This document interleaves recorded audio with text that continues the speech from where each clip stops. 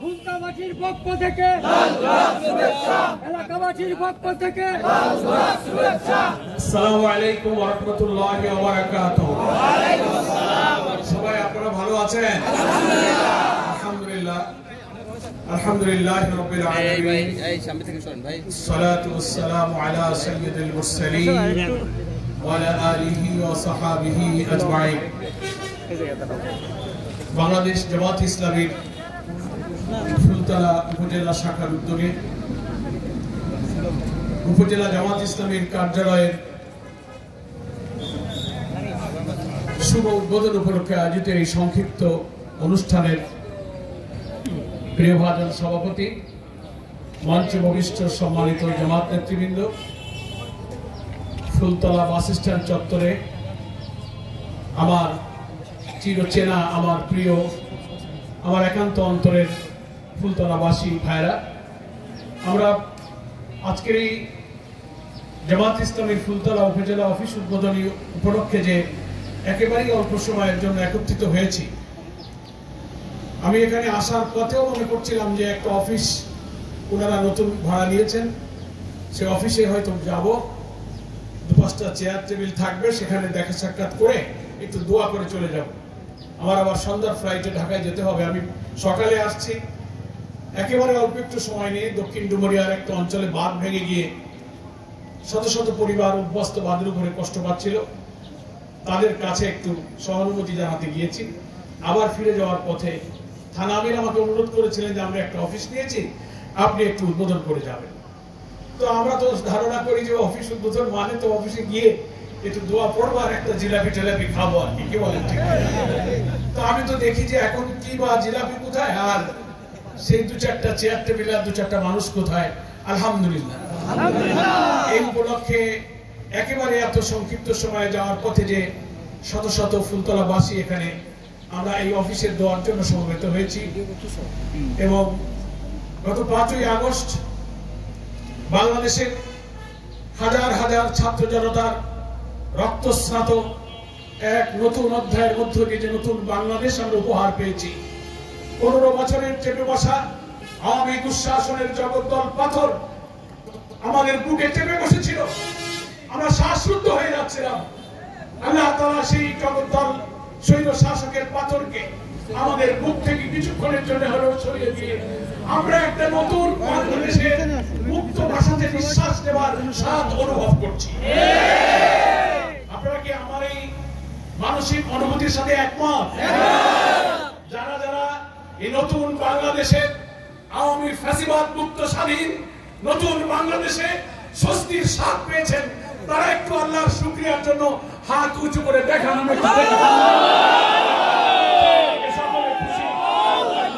আপনারা হাত নামান, আমি আপনাদের সন্তান, আপনাদের ভাই, এই ফুলতলার মাটি মানুষের সন্তান হিসেবে আপনাদের কাছে একটা কথা শুধু স্মরণ করাতে চাই যে মহান রব যে আল্লাহ তাআলা আমাদেরকে সৃষ্টি করেছেন, তিনি বলেছেন আমি যদি তোমাদের জীবনে কোনো সাহায্য নাজিল করি, কোনো রহমত করি, কোনো বিজয় দেই, তাহলে তোমরা অহংকার করবে না, প্রতিশোধ দেবে না, আক্রমণ করবে না, দাম্ভিকতা বড়ত্ব জাহির করে মানুষে মানুষে ভেদাভেদ এবং বিশৃঙ্খলা না তৈরি করে তোমরা সেই মহান রব মহান আল্লাহর প্রশংসা করবে।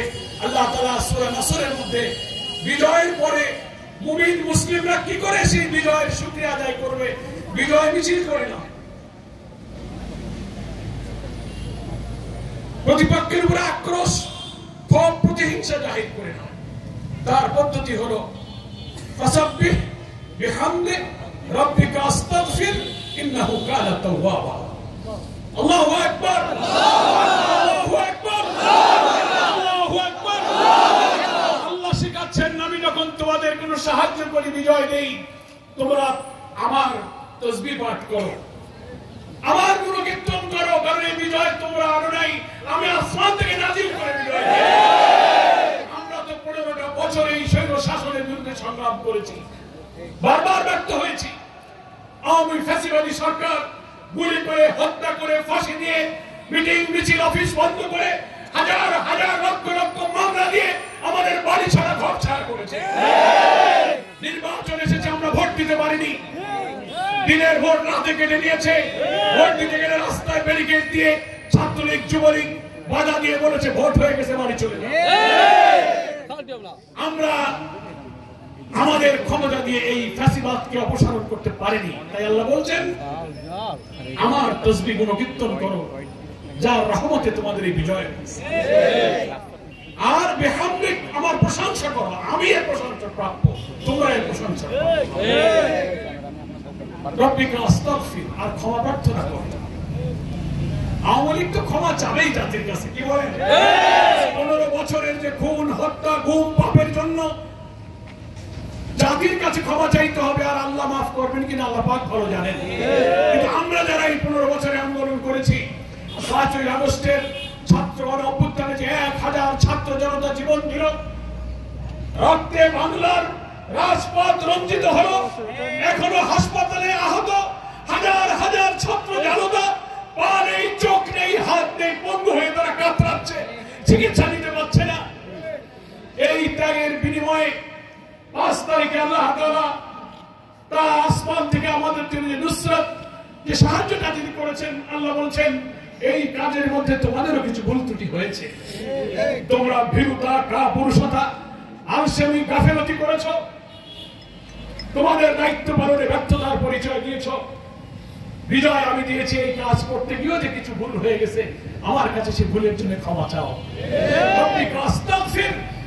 তাই আমরা 3টা কাজ করব, আল্লাহর তাসবিহ করব, গুণকীর্তন করব, বিজয়ের মালিক আল্লাহর প্রশংসা করব, আর আমাদের কৃত অপরাধের জন্য আমরা আল্লাহর কাছে ক্ষমা প্রার্থনা করব। এটাই হচ্ছে কোন মুমিন মুসলমানের জীবনে আল্লাহর যখন কোন রহমত আসে, সেই বান্দা এভাবেই আল্লাহর শুকরিয়া আদায় করে। আমরা আজকের এই ঐতিহাসিক ছাত্র জনতার গণ অভ্যুত্থানের বিজয় এভাবেই আল্লাহর দরবারে শুকরিয়া সিজদা অবনত হচ্ছি।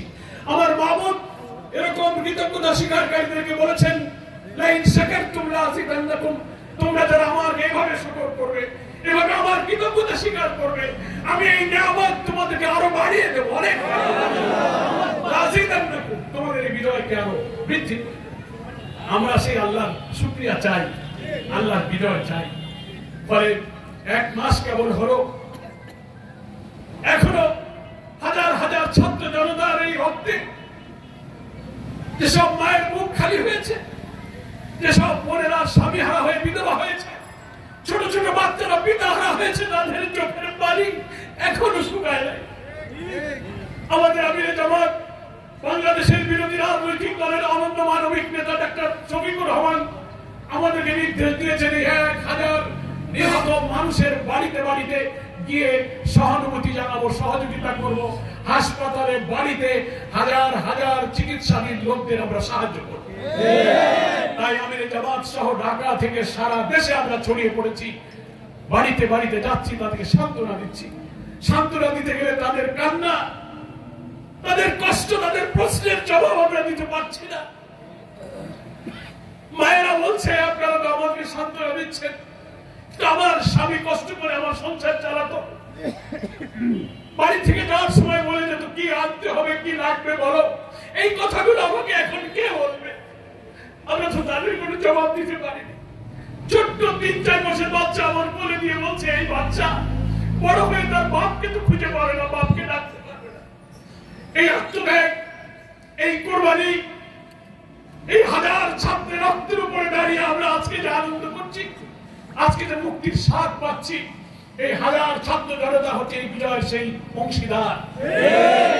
আমরা চলে যাব, যুগ যুগ ধরে চলে যাবে, এই শহীদ শাসকের ইতিহাস লেখা হবে, এই হাজার ছাত্র জনতার ইতিহাস, বাংলাদেশের শহীদ শাসনের পতনের ইতিহাসে গৌরব উজ্জ্বল স্বর্ণোজ্জ্বল ইতিহাসে লেখা থাকবে। শহীদদের মাকে, স্ত্রীকে, সন্তানকে, বাপকে সান্ত্বনা দিয়েছি, দুনিয়াতেও মানুষের কাছে তারা ইতিহাস হয়ে থাকবে, আর আল্লাহ তাআলার কাছে তারা শাহাদাতের মর্যাদা পেয়ে জান্নাতে সবুজ পাখি হয়ে তারা ঘুরে বেড়াবে। আমার প্রিয় ফুলতলাবাসী, দীর্ঘ বক্তৃতা করার সময় নেই, 5টাতেই আমাকে এখান থেকে রওনা দিতে হবে। আমি আপনাদের প্রতি কৃতজ্ঞতা জানাই। আজকে নতুন যে বাংলাদেশ আমরা পেয়েছি, অন্তর্বর্তীকালীন সরকারের প্রধান উপদেষ্টা নোবেল বিজয়ী প্রফেসর ডক্টর ইউনূসের কাছে আমরা গিয়েছিলাম।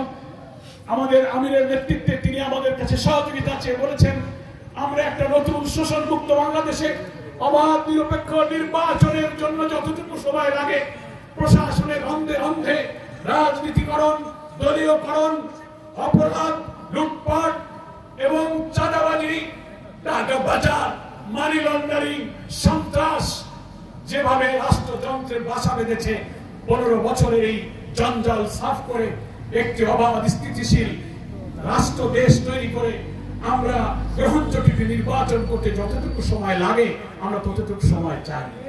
আমরা ডক্টর ইউনূসকে বলেছি এমন নির্বাচন আমরা চাই না যে নির্বাচনে ভোট দিতে গেলে আমরা ভোট দিতে পারবো না, জিতে যাওয়ার পরেও রেজাল্ট ডাকাতি করা হবে, আমরা সেই নির্বাচন আর হতে দেব না।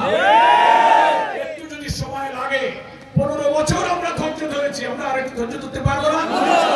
আমরা বলেছি রাষ্ট্রযন্ত্রের 15 বছরের দলীয়করণ, দুর্নীতি, অবশাসন, চাঁদাবাজ, মাস্তানি এখনো কিন্তু প্রশাসনের রন্ধে রন্ধে আছে। কি বলেন ঠিক না?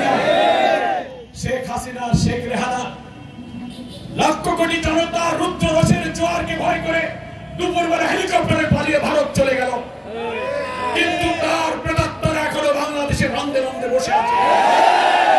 এখনো সচিবালয়, ডিসি, এসপি, ওসি, থানার এসআই, ইউনো বিভিন্ন জায়গায় ওই আওয়ামী লীগের প্রেতাত্মারা ঘাপটি মেরে বসে আছে। আমরা খোঁজ দিতে বলেছি, সরকারের পক্ষ থেকে সিদ্ধান্ত নিয়ে আমরা ওই অপশক্তির কালো অধ্যায় আবার ফিরে যেতে চাই না। একটি শান্তির, সুস্থ, নিরাপদ বাংলাদেশ তৈরি করে যতটুকু সময় লাগে আমরা ততক্ষণ একটি অবাধ নির্বাচনের মাধ্যমে জনগণের নির্বাচিত প্রতিনিধির কাছে ক্ষমতা হস্তান্তরের জন্য আমরা অপেক্ষা করতে রাজি আছি। আপনাদের কাছে আমার আবেদন, অনেকে অস্থির হয়ে যাবে বলে পরোয়ার ভাই আর এত দেরি কেন, তাড়াতাড়ি ভোট দিতে বলেন, তাড়াতাড়ি ভোট সহ্য হচ্ছে না। আমি বলি বাবা, 15 বছর যখন ঘরে ঘরে পালাইছেন, এই ফুলতলার হাজার হাজার মানুষের নামে মিথ্যা মামলা হয়েছিল। কি বলেন? মামলা, বাড়ি বিছানায় ঘুমাইতে পারে না, পুলিশ আর পুলিশ। আমি পুলিশের আইজিপি কে বলেছি, ডিসি, পুলিশ কমিশনার, ডিআইজি সবার সাথে বলেছি, যেদিন চলে গেছে বাংলার মানুষ আর এই দিন সামনে আসতে দেবে না। আমরা নিরাপদ আমাদের এই হাজার ছাত্র জনতার কষ্টে অর্জিত নতুন স্বাধীনতাকে সুরক্ষা দেওয়ার জন্য প্রয়োজনে আবার আমরা রাজপথে নামবো, কিন্তু বাংলার মানুষের ভাগ্যে আর কোন বিপর্যয় আমরা সৃষ্টি হতে দেব না। আপনাদেরকে আমি সেই জন্য ধৈর্য ধরতে বলি। ফুলতলাবাসী, এখানে বিএনপি, জাতীয় পার্টি, বিভিন্ন রাজনৈতিক দল, ইসলামী সংগঠনের যে সমস্ত সম্মানিত নেতৃবৃন্দ আছেন, আমি জামাত ইসলামের পক্ষ থেকে তাদেরকে স্বাগত জানাই, কৃতজ্ঞতা জানাই। আসুন মিলেমিশে আমরা এই দেশটা গড়ি।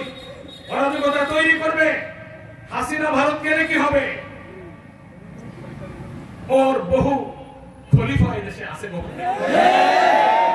নতুন করে রিমোট কন্ট্রোল করতেছে, মিলিটারি কু, প্রতি বিপ্লব, জুডিশিয়াল কু, আনসার কাণ্ড, বিদ্যুৎ বন্ধ করবে, জনপ্রশাসনের নানান লোকেরা ধর্মঘট করে সরকারকে বেকায়দায় ফেলে আরেকটি কালো দিনের দিকে যেতে চায়। আমি ফুলতলার হিন্দু, বৌদ্ধ, খ্রিস্টান সমস্ত ধর্মের ভাইদেরকে বলি, আপনারা একটু বিবেচনা করেন। অনেকে বলে দেশে সংখ্যালঘুরা নিরাপদ নয়। আমি ফুলতলায় 2টা হিন্দু সমাবেশ করে বলেছি আপনারা নিরাপদ। গত পূজার সময় 5ই আগস্টের বিপ্লবের পরে জামাত, শিবির, বিএনপির লোকেরা লাঠি হাতে মন্দির আমরা পাহারা দিয়েছি। কি বলে? আমাদের বাড়ি দখল, গেট দখল, মন্দির ভাঙাচোরা আমাদের লোকেরা করে না। তদন্ত করে দেখবেন ওই আওয়ামী লীগের লোকেরাই করে।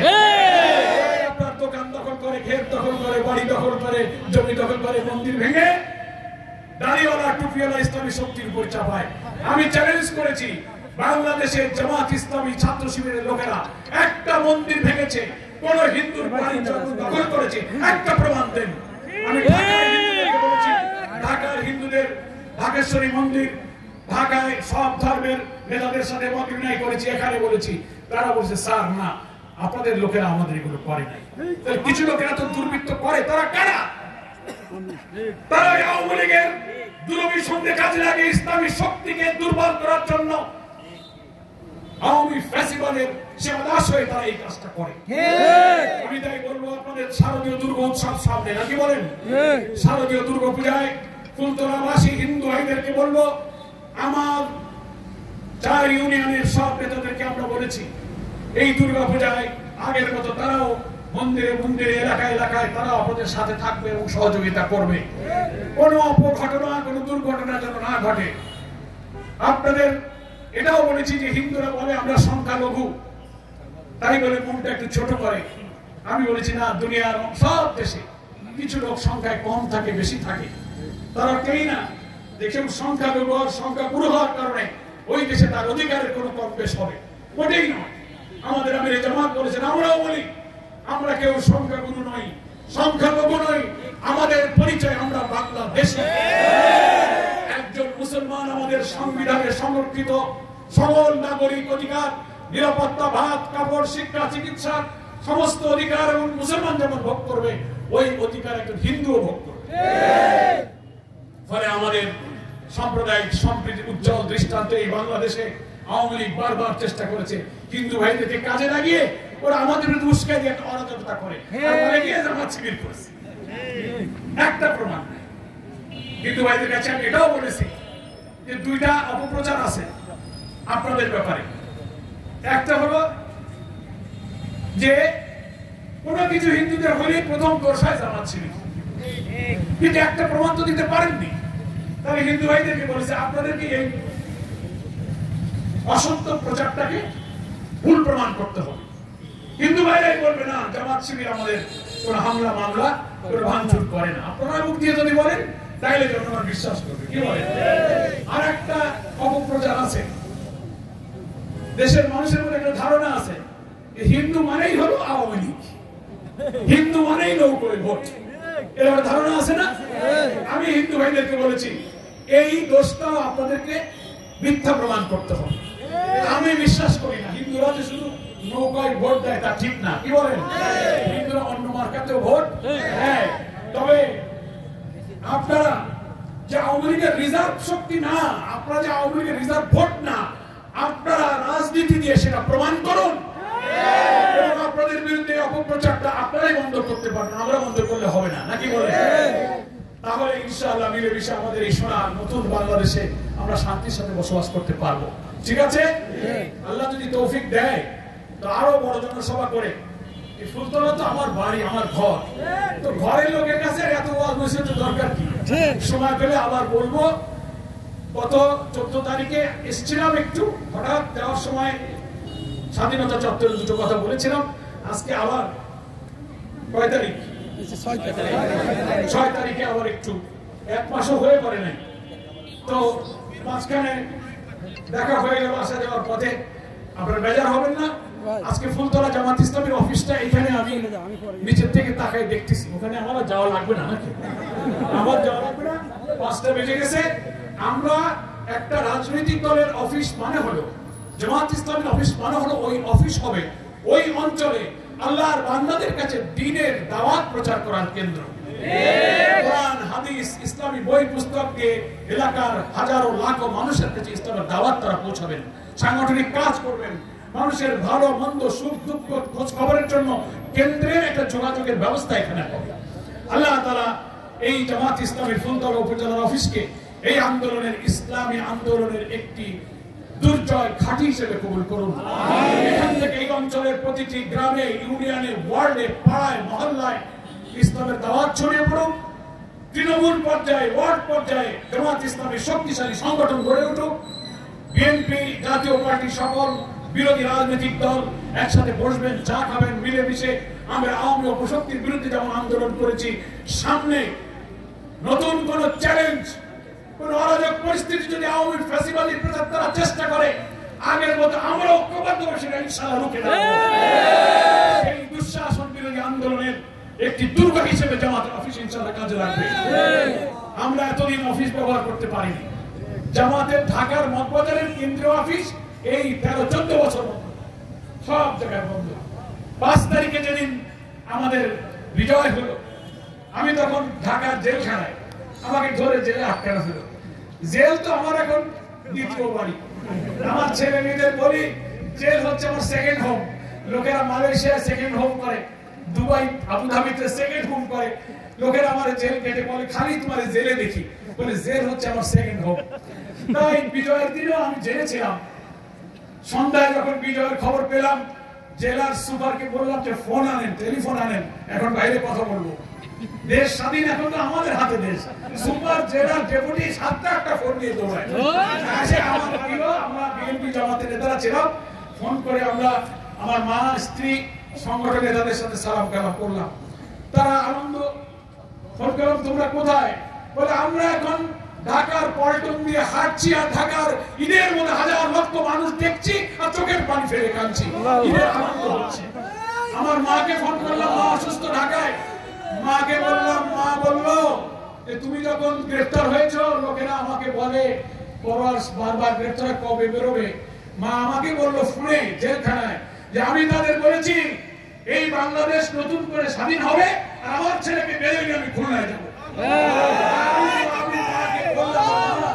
আমার সর্বশিক্ষিত, আমার এই সৌভাগ্যবান মমতাময়ী মা যে ছোট্ট কথাটা বললো, আমার পাশের বিএনপি নেতাদেরকে বললাম, দেখেন আমার মা কি বললো, সে নাকি বলতেছে যে আমার দেশ নতুন করে স্বাধীন হবে, আমার ছেলেকে নিয়ে আমি খুলনায় যাবো। মাকে বললাম, মা তোমার কথা আল্লাহ কবুল করেছে। সেই দিন আমি কেন্দ্র নেতাদের ফোন করলাম যে আপনারা মগবাজারে ঢাকার অফিস করে দেন। তারা বললো না, আমাদের আমির জামাত ডাক্তার শফিক সাহেব সেনা প্রধানের সাথে মিটিং করে এখন বঙ্গভবনের প্রেসিডেন্টের সাথে মিটিং করতেছে। তিনি বলে গেছেন বঙ্গভবন থেকে এসেই আমি মগবাজারে জামাত ইসলামের নির্বাহী পরিষদের প্রথম বৈঠক এই অফিসেই হবে। আমি বলবো আলহামদুলিল্লাহ, আমরা জেলে বসে যা ভাবছি আমার বাইরের নেতারাও তাই ভাবছে। সেই দিন থেকে সব অফিস খুলে দেওয়া হয়েছে। এই ফুলতলা আমাদের অফিস ছিল, আমরা বসতে পারিনি, আজকে সেই অফিসটা করা হলো। আশা করি এই অফিস আর ইনশাআল্লাহ বন্ধ হবে না। আপনারা অফিসে আসবেন, চা খাবেন, নতুন বাংলাদেশের মুক্তির স্বাদ গ্রহণ করবেন, একটি নতুন দেশ বিনির্মাণে আপনারা জামাত ইসলামের সাথে থাকবেন। সকল বিরোধীদেরকে আমি ধন্যবাদ জানাই এবং মহান আল্লাহ তাআলার উপরে ভরসা করে আমি আজকের আপনাদের সকলকে নিয়ে এই অফিসকে যেন বিপদ আপদ, দুর্যোগ, দুর্ঘটনা, হামলা, আক্রমণ থেকে মহান আল্লাহ যেন নিরাপদ রাখেন, এই অফিস যেন ইসলামী আন্দোলনের মার্কাজ হিসেবে আল্লাহ কবুল করেন, এই আশাবাদ ব্যক্ত করে এই অফিসের শুভ উদ্বোধন ঘোষণা করছি। আমা তৌফিক ইল্লা বিল্লাহ, হাযা মা ইনদি ওয়াল ইলমু ইনদাল্লাহ, আলাইহি তাওয়াক্কালতু ওয়া ইলাইহি উনীব। আসসালামু আলাইকুম ওয়া রাহমাতুল্লাহি ওয়া বারাকাতুহু।